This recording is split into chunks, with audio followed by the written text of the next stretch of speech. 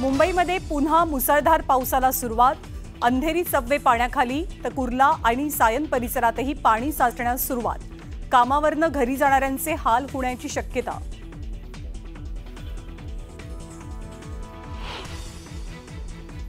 नवी मुंबईमध्ये वाशी प्लाझाची संरक्षक भिंत खचली। 10 ते 15 दुचाकींसह इतर वाहनांचं मोठं नुकसान।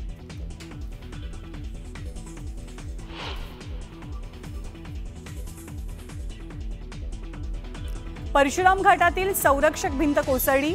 डोंगरात येणाऱ्या पाण्याच्या प्रवाहामुळे गॅबियन वॉल ढासळण्याची भीती। मुंबई गोवा महामार्गावरील परशुराम घाटाच्या सुरक्षेचा मुद्दा ऐरणीवर।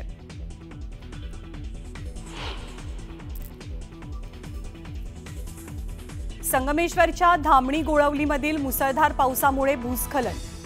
तर संगमेश्वरमध्ये महामार्गावर डोंगरावरचं पाणी येऊन महामार्गाला नदीचं रूप। खेडच्या कळमणी गावाजवळ मुंबई गोवा महामार्ग खचला। रत्नागिरी जिल्ह्यात पावसाचा जोर वाढला। संगमेश्वर तालुक्यातील मागजन बाजारपेठ पाण्याखाली। गड नदीचं पाणी बाजारपेठेत शिरून व्यापाऱ्यांचं नुकसान। सिंधुदुर्ग कोल्हापूर दरम्यानच्या करूळ घाटात दरड कोसळली। रस्त्यावरती राडारोडा आणि दरड आल्यामुळे वाहतूक ठप्प। माती हटवण्याचं काम सुरू। मावळमधील कुंडमळा पूल दुर्घटनेचा फोटो न्यूज 18 लोकमतच्या हाती। पूल कोसळल्यानं झाला होता 4घांचा मृत्यू। दुर्घटनेनंतरचा ड्रोन व्हिडिओही समोर।